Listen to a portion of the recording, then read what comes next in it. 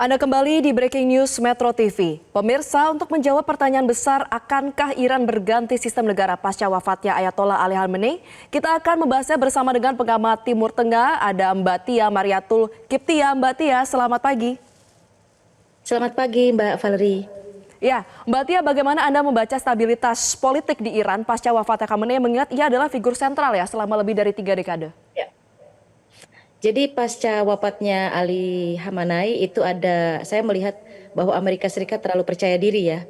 Ketika Ayatollah Ali Khamenei itu wafat, mereka mengira bahwa langsung Iran akan jatuh dan kemudian mereka akan melakukan pemilihan pemerintahan berdasarkan versi Amerika Serikat. Seperti yang kita tahu bahwa sudah terjadi di Irak ketika Saddam Hussein tumbang, itu langsung diatur oleh mereka. Begitupun Venezuela juga ya, belum lama ini mereka juga bisa mengatur sedemikian rupa. Dan Libya, Muammar Gaddafi, kita juga tidak bisa melupakan Mbak Valerie, ketika beliau tumbang juga langsung diatur oleh pihak Amerika Serikat sehingga resource dan kepentingan Amerika Serikat atau national interest Amerika Serikat bisa terrealisasi di negara yang mereka jatuhkan pimpinannya. Nah, ini berbeda dengan Iran, Mbak Valerie, karena di Iran itu sistem politiknya disebut Vilayat al-Faqih atau Wilayatul Faqih. Sama seperti di kita menggunakan sistem demokrasi, hanya saja kekuatan pimpinan Iran itu berdasarkan mullah. Jadi sistemnya adalah ada eksekutif juga, ada yudikatif, ada presiden ya. Dalam hal ini Pezeskian, tapi tetap decision makernya itu adalah di tangan mullah. Jadi berbeda begitu. Sistemnya menggunakan demokrasi sistem, tapi tetap kekuasaan penuh. Program yang dilandingkan oleh pihak eksekutif itu harus approval dari pihak mullah. Dalam hal ini Ayatollah Ali Khamenei. Jadi ketika beliau wafat, saya pikir apa yang sudah tadi di-summarize oleh pihak Metro TV itu sudah cukup bagus. Jadi artinya ketika Ayatollah Ali Khamenei wafat, itu langsung mereka ada 88 anggota langsung berunding dan langsung menentukan. Maka muncullah nama-nama tersebut begitu, Mbak Valerie. Jadi tidak semudah itu Amerika Serikat menumbangkan satu figur Ayatollah kemudian langsung mereka akan mengganti berdasarkan versi pimpinan yang mereka mau. Ini Iran, berbeda. Berbeda sekali dengan negara-negara lain yang mereka tumbangkan, Mbak Valerie.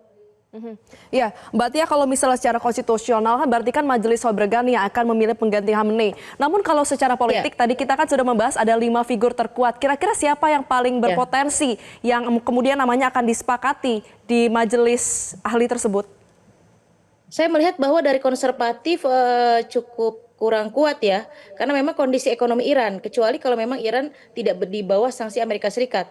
Saat ini kan Iran sudah 70 tahun di bawah sanksi Amerika Serikat, hanya sedikit longgar ketika masa Presiden Obama, yaitu ada kesepakatan JCPOA. Nah, kesepakatan JCPOA itu cukup melonggarkan Iran, ekonomi Iran, dan menaikkan pertumbuhan ekonomi Iran karena Iran bisa kembali berdagang dengan negara-negara lain karena sanksi itu sempat dicabut. Namun pada masa Trump kembali keluar dari kesepakatan itu sehingga ambruk, Iran tidak kuat lagi begitu ya. 70 tahun bayangkan Mbak Valerie. Jadi walau bagaimanapun kuatnya Iran dengan segala militernya, dengan kekuatannya, dengan ekonominya, akhirnya ambruk juga. Maka dalam hal ini dari pihak konservatif itu agak susah menjadi kandidat kuat karena rakyat menginginkan perekonomian yang lebih baik. Artinya pasti dari sekian mulai itu akan terpilih yang lebih moderat. Saya melihat bahwa Ali Reza ya dan putranya dari Ali Khamenei itu bisa terpilih. Hanya saja putra dari Ali Khamenei ini kurang memiliki pengalaman dalam pemerintahan. Hanya saja memiliki kedekatan dengan pihak militer Iran begitu ya. Dalam hal ini IRGC.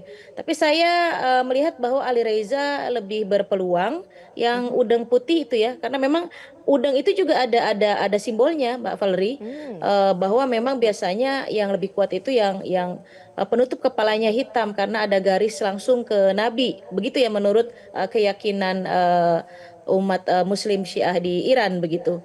Jadi saya melihat bahwa analisis saya melihat bahwa yang paling punya kesempatan untuk menggantikan Ayatollah Ali Khamenei itu Ali Reza karena lebih moderat dan saya pikir masyarakat Iran saat ini sedang membutuhkan recovery ekonomi yang cukup signifikan sehingga Iran kembali maju seperti dulu sebelum pada masa adanya sanksi dari Amerika Serikat, Mbak Valerie. Oke, tapi kalau misalnya dari internal ketika memang para dewan dan juga majelis ahli ini sedang berembuk untuk nantinya menyepakati satu nama, seberapa besar potensi perebutan pengaruh di dalam, misalnya antara ulama, lalu juga antara IRGC dan juga pemerintahan politik, biasa tuh seperti apa proses perundingannya sampai akhirnya bisa menyepakati satu nama? Ya, saat ini karena sistemnya adalah vilayat al-faqih dan cukup kuat, jadi artinya dari pihak militer, dari pihak sipil dan yang lainnya itu tidak akan berebut. Jadi memang ini di luar prediksi Trump. Amerika Oh, tidak oke. paham apa itu vilayat al-faqih begitu ya. Berbeda, Irak tidak menggunakan ini. Ketika Saddam Hussein tumbang dengan mudah mereka bisa mengatur, demikian juga dengan Muammar Gaddafi. Iran berbeda, jadi memang pondasinya sangat kuat vilayat al-faqih ini. Artinya tidak akan ada perebutan kekuasaan, tidak akan ada konflik di dalam untuk memperebutkan kekuasaan, berbeda. Jadi artinya ketika Ayatollah Ali Khamenei itu sudah pasti mereka akan mencari pengganti yang serupa, yang figur berarti Ayatollah juga artinya ya, dan Ya. mempunyai kapabilitas yang sama dengan Ayatollah Ali Khamenei. Jadi tidak ada perebutan kekuasaan, sistemnya akan sama. Mullah tetap menjadi pengambil keputusan, kemudian dipimpin oleh seorang presiden, eksekutif, yudikatif tetap berjalan. Nah ini yang mengagetkan Amerika. Kok tidak bisa tumbang ya begitu ya? Karena memang sistemnya beda. Demokrasi iya demokrasi, tapi memang tidak akan terjadi apa namanya perebutan kekuasaan karena sistem yang dibentuk oleh Iran pasca 1979 yaitu saat revolusi itu memang sangat kuat begitu. Demikian juga dengan rakyatnya Mbak Valerie, di Iran itu sangat sangat solid begitu ya. Tidak mudah dipengaruhi. Memang ada demonstrasi, memang itu selalu di negara manapun pihak oposisi itu akan ada, kemudian protes-protes terhadap sistem yang memang lama begitu ya, itu akan selalu ada. Tapi memang mostly rakyat Iran itu sangat solid, apalagi kondisinya sekarang pimpinan tertinggi mereka terbunuh. Saya pikir mereka akan konsen untuk rebuild, membangun kembali negaranya dan menentukan segala sesuatunya pimpinannya dengan segera, karena mereka juga khawatir ada intervensi Amerika Serikat masuk begitu. Oke, tadi Anda sempat mention terkait dengan demokrasi. Apakah Anda melihat momentum bagi menguatnya gerakan pro-modernisasi dan juga pro-demokrasi di Iran atau justru ruang geraknya akan tetap dibatasi? Akan tetap dibatasi. Jadi sistemnya mereka election. Mereka sistemnya election, tapi setelah Mullah terpilih. Jadi nanti untuk presiden, kemudian anggota parlemen, itu tetap ada pemilihan. Hanya saja untuk Mullah juga ini ada pemilihan ya. Tapi mereka akan memilih berdasarkan kemampuan itu tadi. Ada syarat-syarat yang memang di luar umat Muslim Syiah itu tidak akan paham begitu ya. Syarat-syarat yang sangat detail bagaimana seseorang itu dipilih untuk menjadi seorang mullah yang nantinya ke depan akan meng-approve semua yang dilakukan oleh presiden begitu. Saya tidak tahu ini apakah sama perbandingannya dengan misalnya sistem monarki di Inggris begitu ya. Saya pikir ini berbeda begitu.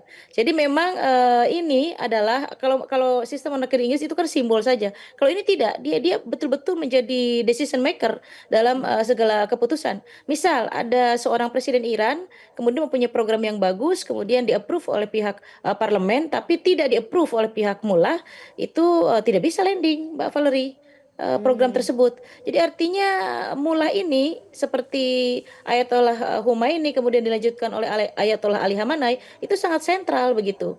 Dan itu menjadi ayatollah itu atau pemegang keputusan itu tidak mudah. Ada syarat yang harus sangat detail di apa namanya dimiliki oleh seorang mullah. Dan saya pikir yang tadi ditunjukkan oleh Metro TV itu semuanya mempunyai kapabilitas itu. Jadi siapapun yang naik itu pasti bagus gitu. Siapapun yang naik itu pasti bagus dari segi akhlaknya misalnya, dari segi agamanya, dari segi skillnya, dari segi kejujuran, dari segi anti korupsinya dan lain-lain, itu sudah pasti tidak bisa diragukan lagi begitu. Nah ini berbeda dengan negara-negara lain dan ini yang tidak dipahami Amerika. Jadi mereka berpikir bahwa tumbangnya Ayatollah Ali Khamenei itu akan selesai, mereka akan merebut, mereka akan mendesain siapa yang menjadi presiden di Iran yang akan tunduk terhadap Amerika. Oh enggak, beda sekali begitu. Dan terbukti betul mereka segera rapat dan menentukan, dan mungkin belum lama lagi akan segera terpilih, dan tatanan vilayat al-faqih sistem politik Iran akan tetap bertahan. Jadi tidak mudah digantikan oleh demokrasi ala mereka begitu.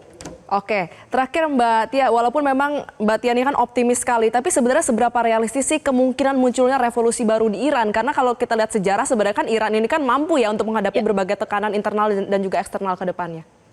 Ya, Kalau untuk revolusi kembali lagi ke ala Reza Pahlavi misalnya, kan putra beliau masih ada ya. Ini saat ini kemungkinan tipis begitu ya, karena pertama kekuatan untuk menggulingkan sistem mulai ini agak sulit karena mereka cukup rapat begitu ya, pertahanannya itu pertama. Kemudian yang kedua, kalau kita melihat ala otoriternya Reza Pahlavi sebelum tahun 79 itu memang siapa kandidatnya berikutnya atau Amerika sudah punya, tidak bisa. Jadi kalau misalnya mau mau digantikan dengan sistem demokrasi ala Amerika, memang itu harus tumbang dulu sistem itu. Jadi kenapa saya yakin sekali karena saya paham betul dengan sistem ini begitu. Paham betul dengan sistem Violette El Faki ini bagaimana menumbangkan sistem itu kemudian Baik. membentuk demokrasi ala Amerika. Nah, itu yang sangat sulit Mbak Valerie. Baik, kita akan terus wait and see ya, lihat ke depan karena kita tadi kalau berdasarkan kata Mbak Tia sebenarnya di Iran ini sudah sangat kuat, tapi di sisi lain juga bagaimana Amerika yang terus memaksakan niatnya untuk bisa mengintervensi Ya. tanda petik negara Iran ini. Terima kasih pengamat Timur Tengah Tia Mariatul Kiptia sudah berbincang bersama kami di Breaking News Metro TV.